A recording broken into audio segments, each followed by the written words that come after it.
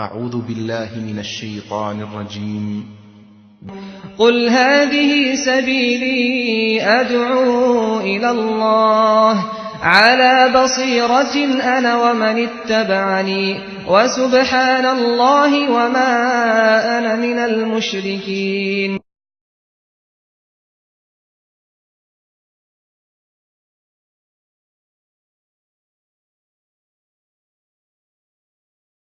السلام علیکم ورحمۃ اللہ وبرکاتہ.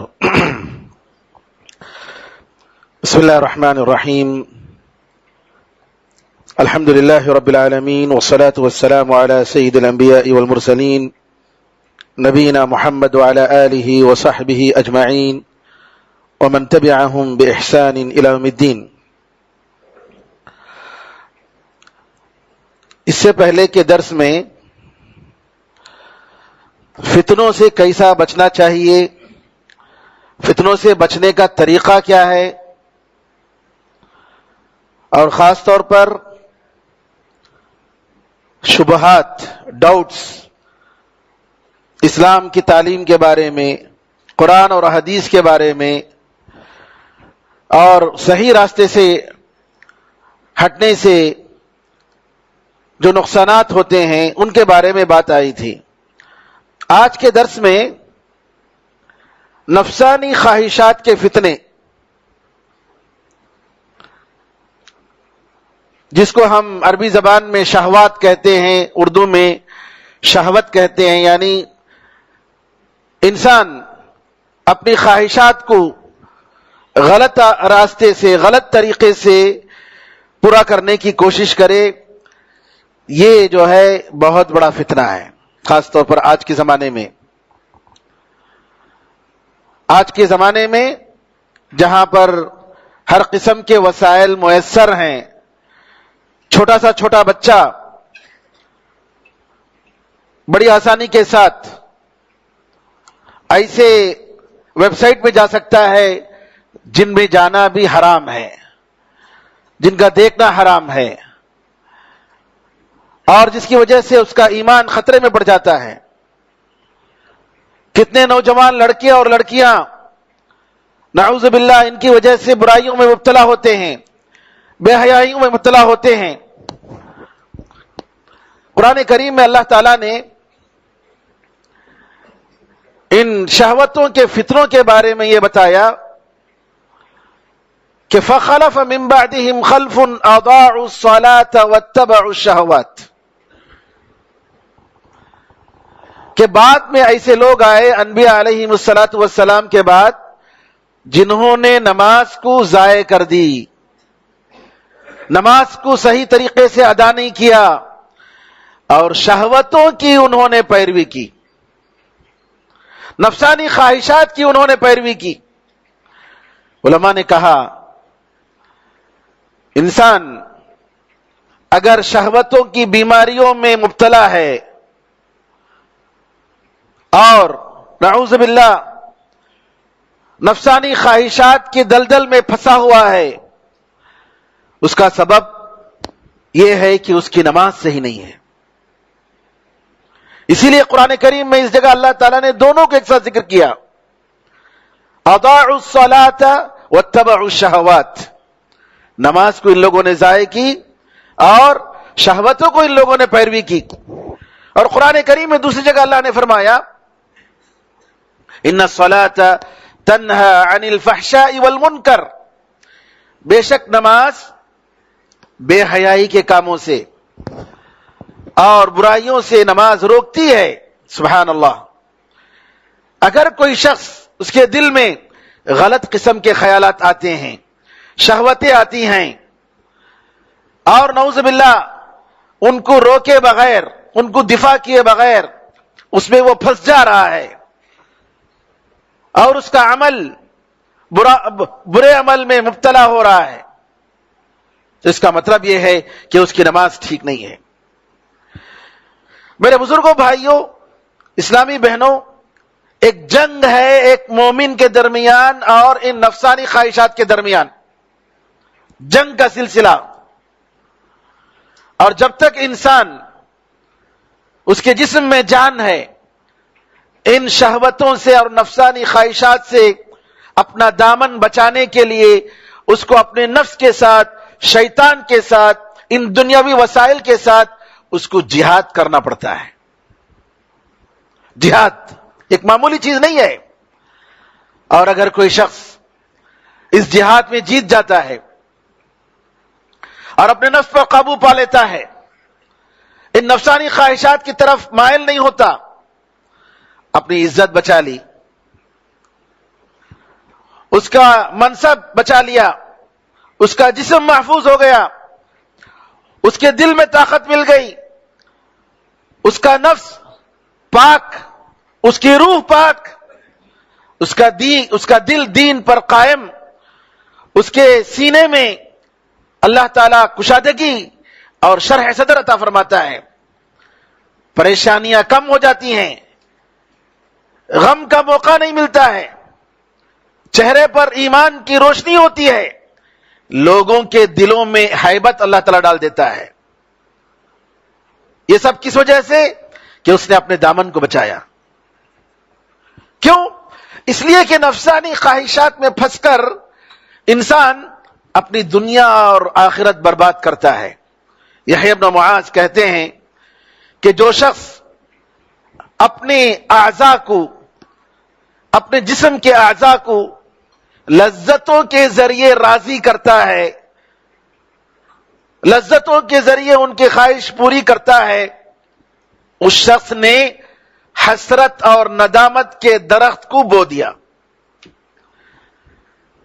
تھوڑی دیر کی لذت ہوتی ہے، چند منٹوں کی لذت، اور اس کے بعد حسرت، ندامت، افسوس کہ میں نے کیا کیا۔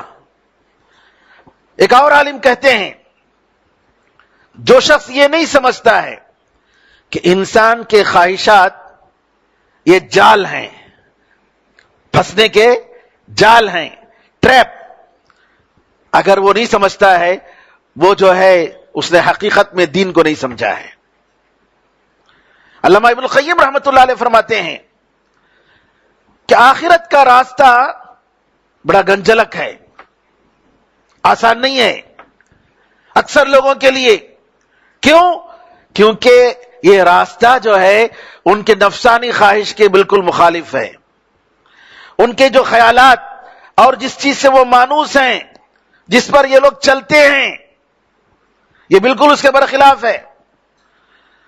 چونکہ آخرت کے بارے میں ان کے پاس نالج نہیں ہے، علم نہیں ہے، آخرت میں اللہ نے ان کو کیا تیار رکھا ہے، ان چیزوں سے بچنے میں کیا لذتیں اللہ نے رکھی ہیں، اور ان چیزوں میں پھنسنے میں کیا عذاب اللہ نے رکھا ہے، ان کو معلوم نہیں ہے۔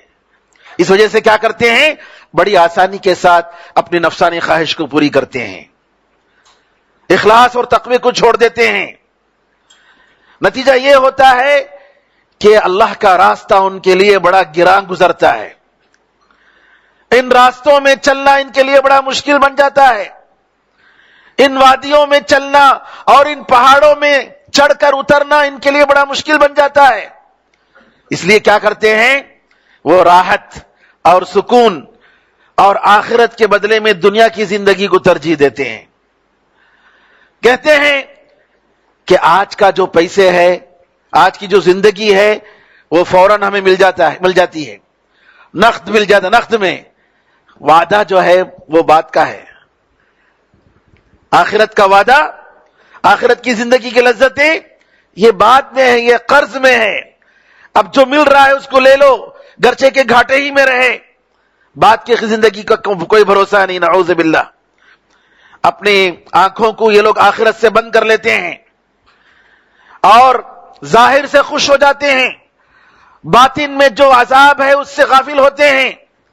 نتیجہ کیا ہوتا ہے کہ نعوذ باللہ اپنے دین اور دنیا اور آخرت برباد کر دیتے ہیں۔ سوال یہ ہے کہ جب نفسانی خواہش سے انسان اپنی زندگی کو برباد کرتا ہے، اپنی آخرت کو برباد کرتا ہے، کیوں اللہ تعالیٰ آخر انسان کے جسم میں ان شہوتوں کو رکھا، ان خواہشات کو رکھا؟ شیخ الاسلام ابن تیمیہ رحمۃ اللہ علیہ فرماتے ہیں کہ اللہ تعالیٰ نے ہمارے جسم میں لذتوں کو اور شہوتوں کو اس لیے رکھا تاکہ ہم اس کے ذریعے اپنی مصلحت اور اپنے فائدے کو ہم پورا کریں. کھانے پینے کی لذت ہمارے دل میں ہے, ہمارے جسم میں ہے, اور یہ ایک بہت بڑی نعمت ہے تاکہ اس کے ذریعے اللہ تعالی ہمارے جسم کو باقی رکھے اور اس کے ذریعے ہم اللہ تعالیٰ کی رضامندی حاصل کریں, عبادت کریں. یعنی بعض لوگ جیسا کہ کہتے ہیں کھانے پینے کے لیے زندگی گزارتے ہیں, بعض لوگ زندگی گزارنے کے لیے کھاتے پیتے ہیں. دونوں میں بڑا فرق ہے.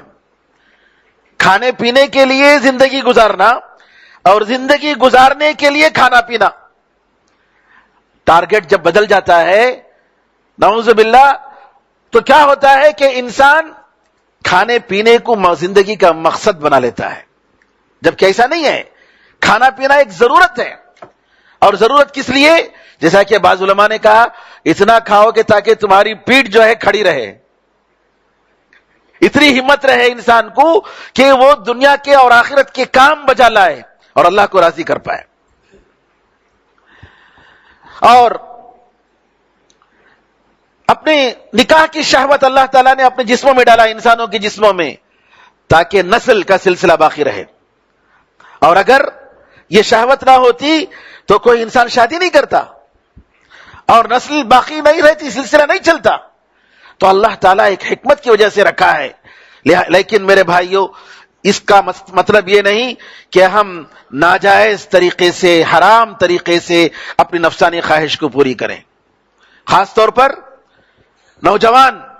نوجوانی کا مرحلہ بڑا کٹھن مرحلہ ہوتا ہے. آج کل کے زمانے میں انسان کو اپنے دامن بچانا, پاک دامنی کی زندگی عطا کرنا, پاک دامنی کی زندگی گزارنا یہ کوئی معمولی بات نہیں ہے. لیکن میرے بھائیوں یاد رکھو, نبی کریم صلی اللہ علیہ وسلم نے فرمایا من یستغنی یغنیہ اللہ, جو اپنے آپ کو دوسروں سے بے نیاز رکھے گا, دوسروں کے سامنے محتاج نہیں بنے گا, اللہ تعالیٰ اس کو بے نیاز کرتا ہے. وَمَن يَسْتَعْفِفْ يُعِفَّهُ اللَّهُ, اور جو اپنے آپ کو پاک دامن رکھنا چاہتا ہے, اپنے دامن کو بچانا چاہتا ہے, بے حیائی کے کاموں سے اپنے آپ کو بچاتا ہے, اللہ تعالیٰ اس کو پاک دامن رکھتا ہے, بناتا ہے. یعنی عادت ڈالنے سے ہی انسان کو اس چیز کی عادت ڈالنی چاہیے. اور یاد رکھے کہ یہ سب شیطان کے جال ہیں, شیطان کسی بھی طریقے سے پھنسانا چاہتا ہے انسان کو. اور سب سے بڑھ کر حرام چیز, یہ حرام نفسانی خواہشات, ان شہوتوں میں پڑھنے کا سب سے بڑا نقصان یہ ہے کہ انسان کہیں نعوذ باللہ اس کا آخری انجام انہی برائیوں میں نہ ہو جائے, خاتمہ بالسوء, کہ برے عمل پر اس کا خاتمہ نہ ہو. کتنے لوگ ایسے گزرے ہیں, آپ تاریخ میں پڑھیں گے. واقعے میں آتا ہے کہ ایک لڑکی گزر رہی تھی, جاتے جاتے اس نے پوچھا حمام کہاں ہے. عرب میں آج بھی ترکیہ اور سیریا وغیرہ میں حمامات ہیں جس میں لوگ جو ہے مل کر نہاتے ہیں, مردوں کے لیے الگ, عورتوں کے لیے الگ. اس نے ایک آدمی کا نام لے کر کہا کہ منجاب کا حمام کہاں ہے. اب یہ شخص جو ہے اس کے دل میں شیطان آیا, اس نے کہا کہ چلو اس کو پھنساتے ہیں. پھنسانے کے چکر میں کہا کہ یہی ہے, اپنے گھر کی طرف اشارہ کرے, کہا یہی حمام ہے. اندر جب گئی تو دیکھا کہ جو حمام نہیں ہے یہاں پر, اور اس نے نعوذ باللہ کہا کہ میں تمہارے ساتھ اپنی خواہش پوری کرنا چاہتا ہوں. اس نے کہا بہت اچھا ہے, لیکن اس کے ساتھ کھانا بھی لذیذ کھانا رہے گا تو بھی اچھا رہے گا, ذرا کھانا تلاش کر کے لاؤ.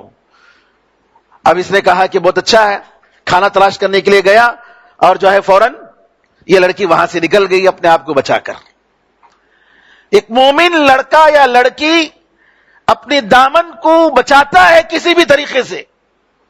سبحان اللہ, سلف کے ایسے واقعات ملتے ہیں, آپ تعجب کریں گے میرے بھائیوں کہ کیسے وہ لوگ زندگی گزارے, تقوی اور پرہیزگاری کی زندگی. الجیریا میں فرانس کے فوجی کہتے ہیں کہ جب ہم الجیریا پر ہم فتح یاب ہوئے اور ہم وہاں شہروں میں داخل ہوئے تو وہاں کی عورتوں نے اپنی عزت بچانے کے لیے اپنے جسموں پر اور اپنے چہروں پر پیخانہ اٹھا کر لگا لیا تاکہ کوئی غیر مرد ان کے قریب نہ جائے. آپ ذرا تصور کریں, یہ تاریخ کی حقیقت ہے. الجیریا کے وہ فوجی, یہ فرانس کے فوجی کہتے ہیں کہ ہمیں تعجب ہوا ان لڑکیوں پر, ان کے عورت پر, الجیریا کی مسلمان عورتوں پر, کہ ان لوگوں نے اپنے بدنوں پر اور اپنے چہروں پر پیخانے اٹھا کر لگا لیے. سلیمان ابن یسار اور عطا ابن یسار تابعی ہیں. یہ دونوں مکہ جاتے ہیں. مکے میں راستے میں ابوا نامی جگہ میں قیام کرتے ہیں. وہاں قیام جب کرتے ہیں تو ان کے بھائی سلیمان ابن یسار کے بھائی, سلیمان ابن یسار بڑے خوبصورت تھے, ان کے بھائی عبداللہ ابن یسار بڑے بھائی تھے.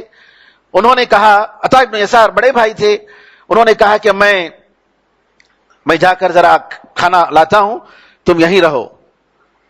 تو یہ نماز پڑھ رہے تھے, ایک بدو عورت اندر آ گئی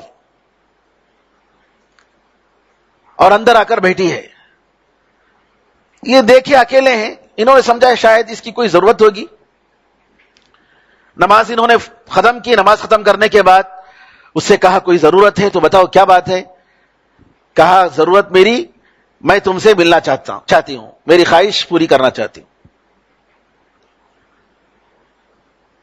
سلیمان ابن یسار نصیحت کرتے ہیں, کہتے ہیں اللہ سے ڈرو, اللہ تعالی قیامت کے دن اس کا عذاب دے گا, یہ جائز نہیں ہمارے لیے. کہتے نہیں مجھے ملنا ہے, مجھے میری خواہش پوری کرنی ہے, میں اپنے اندر جذبہ محسوس کر رہی ہوں. رونے لگے.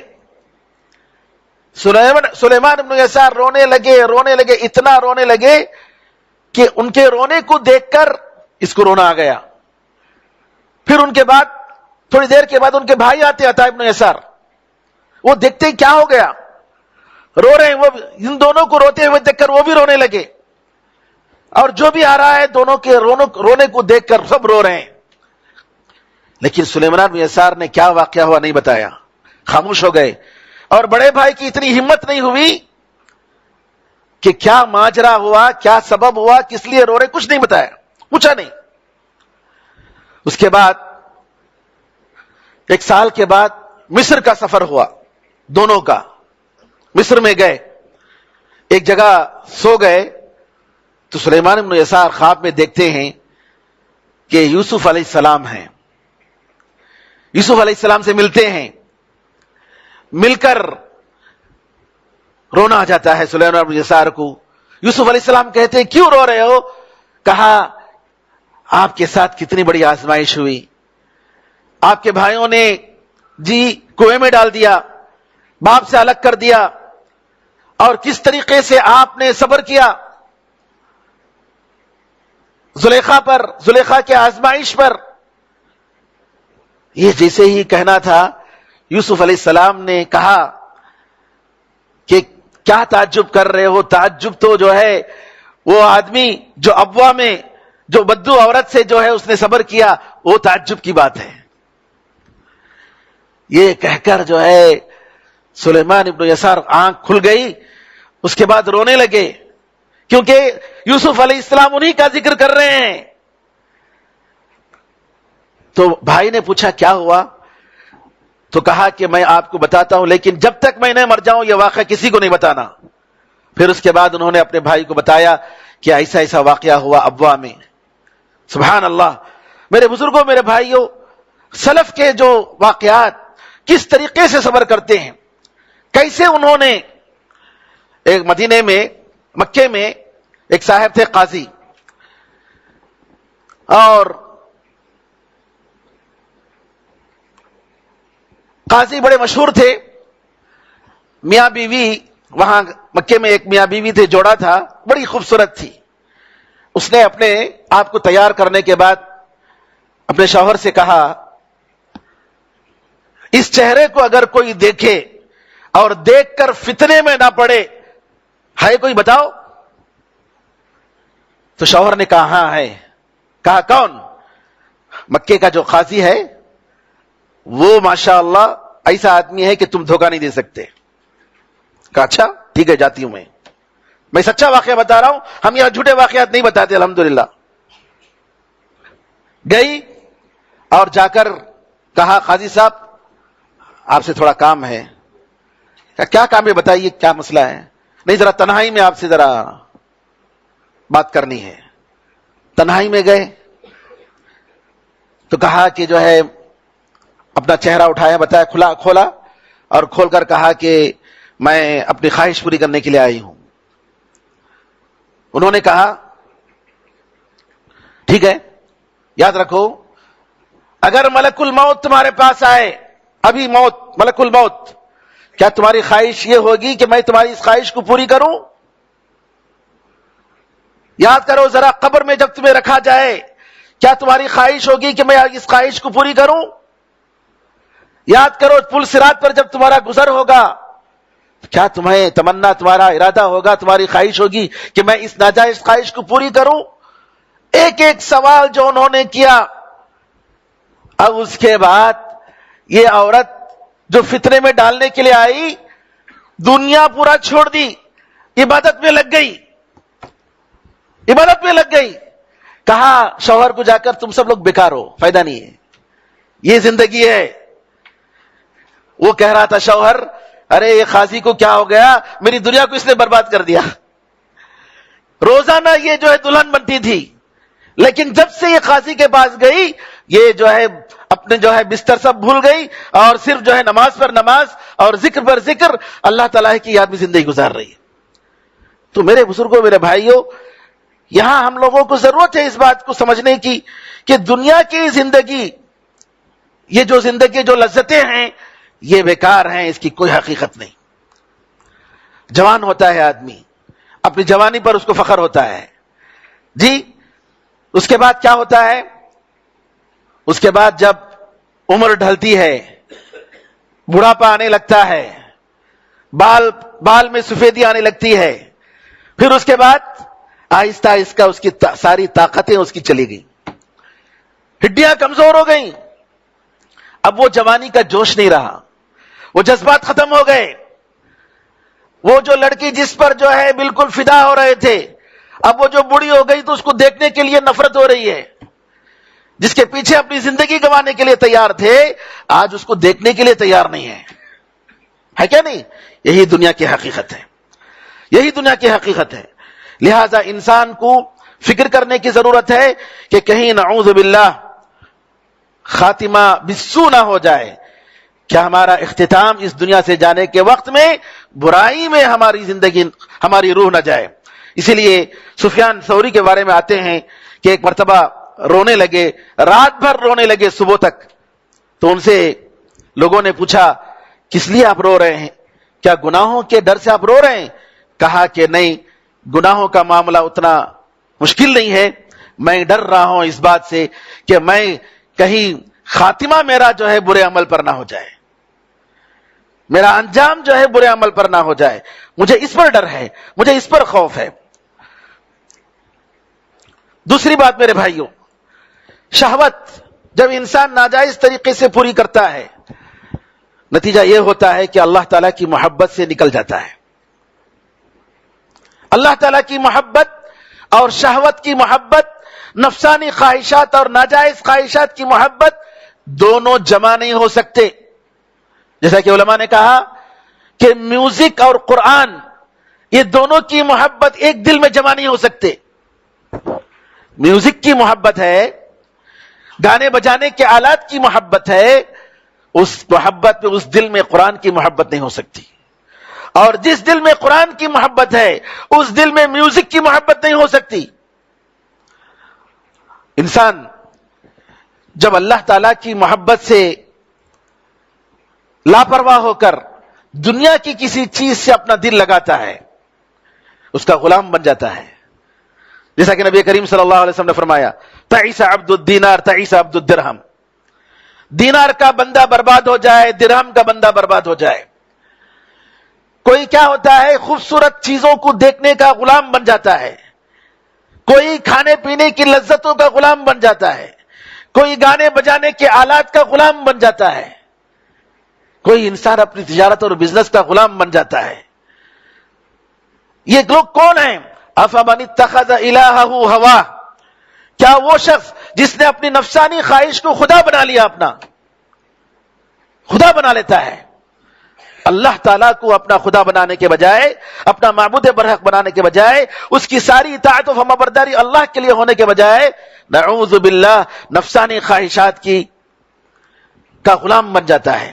اسی لیے علامہ ابن القیم رحمۃ اللہ علیہ فرماتے ہیں کہ اگر اس کو اللہ تعالیٰ کی رضامندی اور اس کے معشوق اور محبوب کی رضامندی کے درمیان اختیار دیا جائے تو اللہ تعالیٰ کی رضامندی کو چھوڑ کر اس کے محبوب اور اس کے معشوق کی رضامندی کو ترجیح دیتا ہے، اللہ کو ناراض کرتا ہے اور اپنے محبوب کو اور اپنے پیارے کو کیا ہے، خوش کرتا ہے۔ اس کے ساتھ بیٹھنے کو، مانوس ہونے کو اس کے پاس نماز میں کھڑے ہونے زیادہ پسندیدہ ہے۔ نماز میں کھڑے ہوتا ہے تو بہت ہی بوجھ کے ساتھ، کب نماز ختم ہوگی، کب میں جاؤں گا، کیوں؟ اس کے دل میں نعوذ باللہ باطل، معبودان باطل کی محبت ہے، بعض لوگوں کو اپنے دل میں بسایا ہوا ہے، جس کی وجہ سے نعوذ باللہ اللہ تعالیٰ کی محبت سے بڑھ کر اس کی محبت ہے۔ آپ دیکھیں گے کہ نعوذ باللہ ایسے لوگ، یعنی جسے شیرین اور فرحات، لیلا اور مجنوں کے جیسے واقعات ہیں، ویسے شیرین اور فرحات کے واقعات۔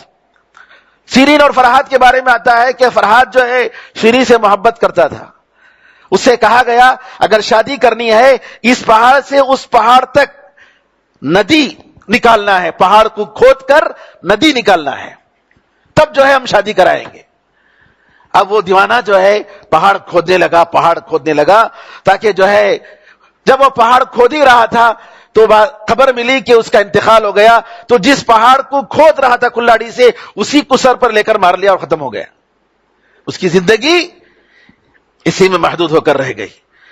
اس طریقے سے جو لوگ خوبصورت چہروں پر اپنی محبت کو ناجائز طریقے سے محدود کر کے رکھتے ہیں، ان کا انجام ایسے ہی ہوتا ہے۔ لہذا انسان کو چاہیے کہ ان ایسی چیزوں سے اپنے دل کو نہ لگائے، بلکہ کوشش کرے کہ سب سے پہلے اس دل کو اللہ کے حوالے کرے۔ اور یاد رکھیے میرے بھائیوں، اس دل کو اگر کسی سے لگانے کے لیے ہے یہ دل، تو صرف اللہ تعالیٰ کی ذات ہے، اس کے علاوہ کوئی ذات نہیں ہے۔ اسی لیے قرآن میں اللہ نے فرمایا الا بذکر اللہ تطمئن القلوب، سنو اللہ کے ذکر سے دلوں کو سکون ملتا ہے، اللہ کے ذکر سے دلوں کو سکون ملتا ہے۔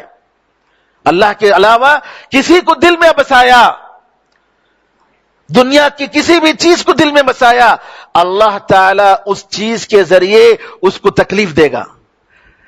جس سے وہ محبت کرتا ہے، جس سے وہ پیار کرتا ہے، جس کے لیے وہ زندگی گزارتا ہے، جس کے لیے وہ سمجھتا ہے کہ یہی میرا سب کچھ ہے، محبت کے بجائے عذاب کا ذریعہ بنا دیتا ہے۔ اور ایک وقت آتا ہے وہ افسوس کرتا ہے کہ سبحان اللہ، میں جس چیز کے لیے زندگی گزار رہا تھا آج جو ہے یہی میرے لیے باعث عذاب اور باعث مصیبت بن گئی، کاش میں یہ نہیں کیا ہوتا تو کتنا اچھا ہوتا۔ اور آخر میں میرے بھائیوں، سزا جو اللہ تعالیٰ دیتا ہے اس کی بہت ساری سزائیں ہیں، یعنی اس ناجائز طریقے سے اپنے خواہش کو پوری کرنے کی، شہوات اور نفسانی خواہشات کو ناجائز طریقے سے پورا کرنے کے بہت ساری اس کے سزائیں ہیں۔ ان میں سے ایک بڑی سزا جو ہے مختلف قسم کی بیماریاں، اتنی بیماریاں ہیں کہ مت پوچھو، آج دیکھ رہے ہیں عجیب و غریب قسم کی بیماریاں۔ اور نبی کریم صلی اللہ علیہ وسلم نے فرمایا اگر کسی قوم میں بے حیائی عام ہو جاتی ہے تو اللہ تعالیٰ اس قوم میں پلیگ، طاعون کو اور ایسی بیماریوں کو اللہ تعالیٰ پیدا کرتا ہے جن کا ذکر پرانے لوگوں میں نہیں ہوا۔ نئی قسم کی بیماریاں آپ دیکھ رہے ہیں، ایڈز کی بیماری کیسے نعوذ باللہ بیماری ہے جس میں انسان کا وجود ختم ہو جاتا ہے۔ اور اسی طریقے سے اللہ تعالیٰ سزا دیتا ہے کہ جو لوگ ایسی بیماریوں میں مبتلا ہیں ان کے گھروں میں ان کے گھر والوں کے ساتھ ایسا سلوک ہوتا ہے۔ ایک صاحب سفر میں گئے, بیٹا سفر میں جاتا ہے, واپس ہوتا ہے تو باپ کہتا ہے کہ بتاؤ تم نے سفر میں کوئی غلط کام کیا؟ بیٹا کہتا ہے کہ نہیں میں نے نہیں کیا. قسم کھا کر پوچھتا ہے تو باپ کو کہتا ہے ایک جگہ میں نے ایک اجنبی لڑکی کا بوسہ لے لیا. تو باپ کہتا ہے تم نے کسی اجنبی لڑکی کا بوسہ لیا, تمہاری بہن کے ساتھ بالکل اسی طریقے سے ایک اجنبی نے اس کا بوسہ لیا. جیسا کہ عربی میں کہتے ہیں الجزاء من جنس العمل, یعنی جیسا کرو گے ویسا بھرو گے, جیسا عمل ہوتا ہے ویسی سزا ہوتی ہے. تو لہذا انسان کو بچنا چاہیے. اب ان سے بچنے کا کیا ذریعہ ہے؟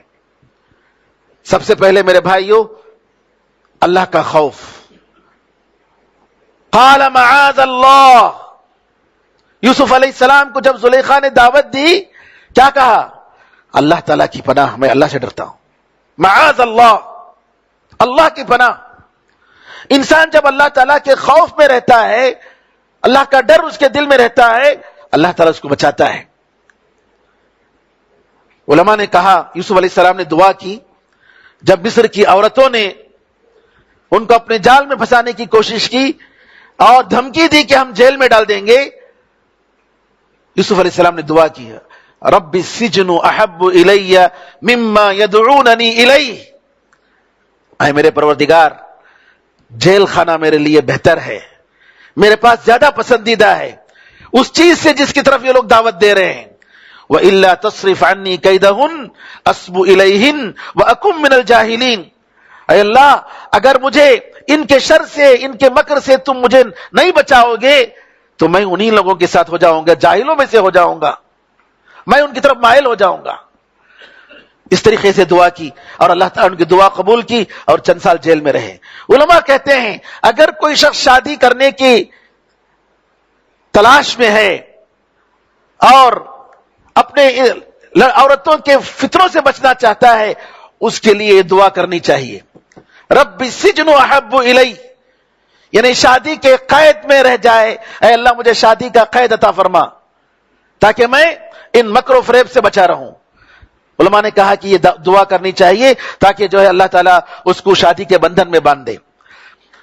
اسی طریقے سے نبی کریم صلی اللہ علیہ وسلم نے 7 آدمی جو اللہ تعالیٰ کے خاص سائے میں ہوں گے قیامت کے دن, ان میں سے وہ ایک آدمی ہے جس کو ایک عورت بڑے منصب اور بڑی خوبصورت عورت دعوت دیتی ہے نعوذ باللہ اپنے ناجائز خواہش کی طرف, تو کیا کہتا ہے میں اللہ تعالیٰ سے ڈرتا ہوں, انی اخاف اللہ, انی اخاف اللہ. انسان کو جب بھی خواہشات ہوں, غلط قسم کے خیالات آئیں تو اللہ تعالیٰ کی ان آیتوں کو یاد کرنا چاہیے. اللہ تعالیٰ فرماتا ہے وَاعْلَمُوا أَنَّ اللَّهَ يَعْلَمُ مَا فِي أَنفُسِكُمْ فَاحْذَرُوا, اور یاد رکھو اللہ تعالیٰ تمہارے دلوں کی باتوں کو جانتا ہے لہذا تم اس سے ڈرو. وَكَانَ اللَّهُ عَلَى كُلِّ شَيْءٍ رَقِيبًا, اللہ تعالیٰ ہر چیز پر نگران ہے, وہ دیکھ رہا ہے. وَهُوَ مَعَكُمْ بَيْنَمَا كُنْتُمْ, تم جہاں بھی رہو وہ تمہارے ساتھ ہے. أَلَمْ يَعْلَمْ بِأَنَّ اللَّهَ يَرَى, کیا اس کو معلوم نہیں ہے, کیا یہ نہیں جانتا ہے کہ اللہ تعالیٰ دیکھ رہا ہے. يَعْلَمُ خَائِنَةَ الْأَعْيُنِ وَمَا تُخْفِي الصُّدُورُ, آنکھوں کی خیانت اور دل جو چیزیں چھپاتے ہیں وہ ساری چیزوں کو اللہ تعالیٰ جانتا ہے. تو لہذا اللہ کا اگر خوف ہوگا میرے بھائیوں, انسان اللہ تعالیٰ اس انسان کو بچاتا ہے, اس کو محفوظ کرتا ہے. دوسری چیز ان چیزوں سے بچنے کے لیے نگاہوں کی حفاظت. سب سے پہلے نگاہ جو ہے سبب ہے سارے مصیبتوں کا, سارے مصائب کا. نگاہ پڑتی ہے, دل میں خیال آتا ہے اور یہ خیال جی پختہ ارادے میں بدلتا ہے, اس کے بعد بات چیت ہوتی ہے, پھر نعوذ باللہ آگے تک بات چلتی ہے. جیسا کہ حدیث میں آیا ہے, نبی کریم صاحب نے فرمایا زنا, آنکھ زنا کرتی ہے, آنکھ زنا کرتے ہیں, ہاتھ زنا کرتے ہیں, منہ زنا کرتا ہے اور پیر زنا کرتا ہے, اور شرمگاہ اس کی تصدیق کرتی ہے یا اس کو جھٹلاتی ہے. تو لہٰذا ہم دیکھیں گے کہ سب سے زیادہ جو مین سبب ہے وہ نگاہوں کا ہے, نگاہوں کا ہے. ہم جاتے ہیں, ہماری نگاہیں ہر جگہ عام ہیں, मार्केट में, टीवी में, जी इंटरनेट में, हर चीज। और अगर कोई बुरी चीज नजर पड़ती है तो फौरन अपनी निगाहों की हिफाजत नहीं करते हैं। नतीजा क्या होता है कि ये निगाहें हमारे लिए मुसीबत बन जाती हैं, ये हसरतों का सबब बनती हैं, क्योंकि इंसान हर चीज पर काबू नहीं पा सकता, हर चीज उसको हासिल नहीं हो सकती। जी, जो भी उसके दिल में है वो चीज उसको मिल नहीं सकती। लिहाजा क्या होता है, हसरत और अफसोस, हसरत और अफसोस, अफसोस पर अफसोस। तो लिहाजा इंसान को चाहिए कि जो है अपनी निगाहों को बचाए। वो आदमी जो हराम चीजों को देखता है उसकी मिसाल कैसे है, जैसे कोई प्यासा समंदर का पानी पीता है। समंदर का पानी पिएगा तो उसकी प्यास नहीं बुझेगी, खारा पानी होता है, प्यास और बढ़ेगी, प्यास और बढ़ेगी। जैसा किसी शायर ने कहा, मर्ज बढ़ता गया जूजू दवा की, मर्ज बढ़ता गया जूजू दवा की। उसका इलाज नहीं है, उसका इलाज यह है कि अपने आप को इंसान कंट्रोल करे। बहरहाल निगाह जो है मेरे भाइयों, ये जैसा कि कहा कि चिंगारी है, और इस चिंगारी की वजह से इंसान जल जाता है, इंसान का घर जल जाता है, उसकी सारी चीजें जल जाती हैं। इसलिए नबी करीम सल्लल्लाहु अलैहि वसल्लम ने जरीर इब्न अब्दुल्लाह इब्न बजली, जब उन्होंने सवाल किया, अल्लाह के रसूल अचानक जो नजर पड़ जाती है तो क्या करूं, नबी करीम सल्लल्लाहु अलैहि वसल्लम ने कहा कि अपनी निगाह को पलटा लो, अपनी निगाह को फेर लो। अली रजी अल्लाह तआला अन्हु से भी कहा कि ला तुतबि'न नज़रतन नज़रा फइन्न लकल ऊला व लैसत लकल आखिरा, कि निगाह के पीछे निगाह को मत दौड़ाओ, क्योंकि पहली निगाह तो तुम्हारे लिए है। अल्लाह ताला जो पड़ी है पहली निगाह, पहली नजर, इसके बारे में अल्लाह ताला माफ कर देगा, लेकिन इसके बाद पहली निगाह का मतलब यह है कि अचानक जो पड़ जाती है वो मतलब है। जानबूझकर इंसान अगर देखेगा तो नऊज़ु बिल्लाह वो उसका सवाल होगा और अल्लाह ताला के सामने उसको जवाब देना पड़ेगा। और इंसान को मेरे भाइयों, कुरान करीम की आयत, कुल अराअयतुम इन अखज़ल्लाहु समअकुम व अबसारकुम, तुम याद करो अगर अल्लाह ताला तुम्हारी निगाहों को छीन ले, तुम्हारी सुनने की ताकत को छीन ले, तो कौन है लाने वाला। याद करना चाहिए ताकि हम अपने आप को शहवतों से, नाजायज ख्वाहिशात से अपने आप को बचाएं। तीसरा उसूल शहवतों से बचने के लिए, जब ख्याल आता है फौरन उसको दूर करना चाहिए। फौरन दिल में ख्याल आता है, वसवसे आते हैं, शैतान वसवसे डालता है, नफसानी ख्वाहिशात आते हैं, क्या करना चाहिए, फौरन उसको दिफा करना चाहिए, फौरन उसको दूर करना चाहिए। वरना अगर आदमी छोड़ देता है तो क्या बनता है, वो पुख्ता इरादा अजीमत में बदल जाता है। क्योंकि जो ख्यालात आते हैं वो अल्लाह की तरफ से बाज होते हैं, बाज शैतान की तरफ से होते हैं, बाज नफ्स की तरफ से होते हैं। लेकिन अगर इंसान फौरन ही उसको दिफा कर दिया, नहीं ये गलत, नहीं सोचना चाहिए। जैसे शैतान अल्लाह ताला के बारे में गलत शुबहात डालता है। साहबा ने भी सवाल किया, साहबा ने कहा कि जो है ऐसी ऐसी बातें हमारे दिलों में आती हैं कि हम खत्म हो जाएं, मर जाएं, बेहतर समझते हैं कि हम उनको सोचें। नबी करीम सल्लल्लाहु अलैहि वसल्लम ने फरमाया कि अल्हम्दुलिल्लाह कि अल्लाह ताला ने शैतान के वसवसों को, शैतान की साजिश को वसवसों में बदल दिया। तो इंसान को चाहिए फौरन अपने ख्यालात को जो है नेक कामों की तरफ फेरे। और खास तौर पर जैसा कि कहते हैं कि खाली दिमाग शैतानों का अड्डा होता है, इंसान को मसरूफ होना चाहिए, इंसान को बिजी होना चाहिए। इंसान जब नेक काम में अगर मसरूफ ना हो तो बुरा काम करता है, गलत ख्यालात आते हैं। अगर अच्छे लोग ना हो, अच्छे लोगों के साथ उठना बैठना ना हो तो बुरे लोगों के साथ दोस्ती हो जाती है। तो लिहाजा इंसान को चाहिए कि अपने आप को अच्छे लोगों के साथ रखें। शादीशुदा मर्द, शादीशुदा औरतें जो शादीशुदा नहीं है उनके लिए तो बेहतरीन इलाज यह है कि शादी कर लें। और नबी करीम सल्लल्लाहु अलैहि वसल्लम की सुन्नत है, आपका हुक्म है कि नौजवानों शादी कर लो, जिनके पास ताकत है उनको शादी कर लेनी चाहिए। और अगर शादीशुदा हैं तो नबी करीम सल्लल्लाहु अलैहि वसल्लम ने वो भी हल बताया कि अगर बुरा ख्याल आए तो अपने जायज ख्वाहिशात अपनी बीवी के साथ करें। यहां मैं बताऊं कि हमारे पास जो मुआशरे में जो सिस्टम है, जवाई आने के बाद जो है अलग हो जाना, फला आने के बाद अलग हो जाना, बहू आने के बाद, ये सब गलत ख्यालात हैं मेरे भाइयों। नबी करीम सल्लल्लाहु अलैहि वसल्लम की बिल्कुल सुन्नत के और हुक्म के बिल्कुल बरखिलाफ है। बीवी को चाहिए कि अपने शौहर का हक अदा करे, वरना क़यामत के दिन अल्लाह ताला के सामने उसको जवाब देना पड़ेगा। اور اگر بیوی کے بدسلوکی کی وجہ سے، بیوی کی نافرمانی کی وجہ سے اگر شوہر حرام کام میں مبتلا ہوتا ہے، اس کی ذمہ دار عورت ہے، اس کی ذمہ دار عورت ہے۔ اور کتنے گھرانے ہیں نعوذ باللہ جس کی وجہ سے ایسے گھرانے برباد ہوئے ہیں۔ نبی کریم صلی اللہ علیہ وسلم کے بارے میں صحیح حدیث میں آتا ہے کہ آپ نے ایک مرتبہ دیکھا کہ ایک عورت جا رہی تھی، تو نبی کریم صلی اللہ علیہ وسلم کو خیال آیا، تو نبی کریم صلی اللہ علیہ وسلم گئے ام المؤمنین زینب رضی اللہ عنہا کے پاس، جبکہ وہ چمڑا جو ہے دباغت کر رہی تھی، اور نبی کریم صلی اللہ علیہ وسلم نے آپ سے مل کر اپنی خواہش پوری کی۔ نبی کریم صلی اللہ علیہ وسلم نے کتنی بہترین ہدایت دی ہے۔ ناجائز طریقے سے کرنے کے بجائے انسان کو چاہیے کہ جائز طریقے سے اپنی خواہشات پوری کرے۔ بے حیائی کے ساتھ رہنے والے لوگوں سے دور رہے، یہ بہت ضروری ہے۔ دوستی، بیٹھنا اٹھنا ایسے لوگوں کے ساتھ ہو جو نیک لوگ ہوئیں، ورنہ میرے بھائیوں آدمی دوستوں سے متاثر ہوتا ہے۔ فتنوں کی جگہ سے دور رہے، جہاں پر فتنے ہیں وہاں سے دور رہے، ورنہ جو ہے انسان فتنوں میں پڑ جاتا ہے، بڑی آسانی کے ساتھ فتنوں میں مبتلا ہو جاتا ہے۔ اسی طریقے سے میرے بھائیوں حرام میں پڑنے کے جتنے اسباب ریزن ہو سکتے ہیں ان سے بچنا چاہیے۔ ناجائز ویب سائٹ میں نہیں جانا چاہیے، حرام ہے میرے بھائیوں۔ جی کتنے لوگ ہیں بڑی آسانی کے ساتھ بیٹھ کر اپنا وقت گزارتے ہیں، اور میرے بھائیوں حدیث میں آتا ہے کہ آدمی زندگی میں نیک عمل کرتے رہتا ہے، جبکہ اس کے اور اس کے جنت کے درمیان 1 گز کا فاصلہ رہ جاتا ہے۔ برا عمل کرتا ہے، مرتا ہے، برے عمل پر خاتمہ ہوتا ہے اور دوزخ میں جاتا ہے۔ اور ایک آدمی برا عمل کرتے رہتا ہے، جبکہ اس کے اور دوزخ کے درمیان 1 گز کا فاصلہ رہ جاتا ہے جی، اور نیک عمل کرتا ہے، اللہ کی توفیق ہوتی ہے اور جنت میں چلا جاتا ہے۔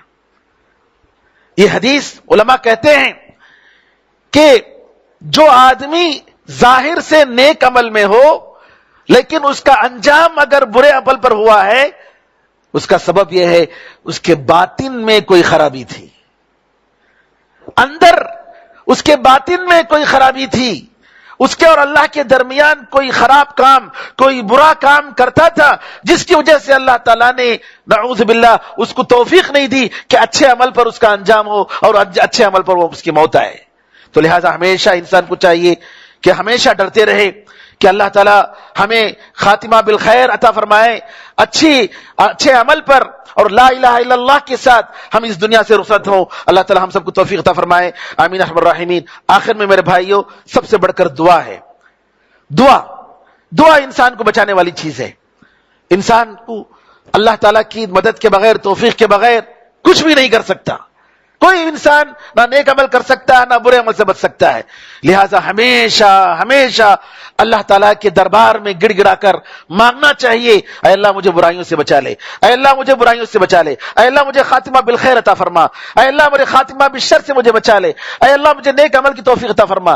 ہمیشہ اللہ تعالیٰ کے دربار میں گڑ گڑا کر مانگے۔ اللہ تعالیٰ کی مدد ہو تو ہم دنیا اور آخرت میں ضرور کامیاب ہوں گے، اگر اللہ کی مدد نہ ہو تو ہم کچھ بھی نہیں کر سکتے۔ اللہ سے دعا ہے کہ اللہ تعالیٰ ہم سب کو توفیق عطا فرمائے، آمین ارحم الراحمین، والحمد للہ رب العالمین، وصلی اللہ وسلم علی نبینا محمد وعلی آلہ وصحبہ اجمعین، والسلام علیکم ورحمۃ اللہ وبرکاتہ۔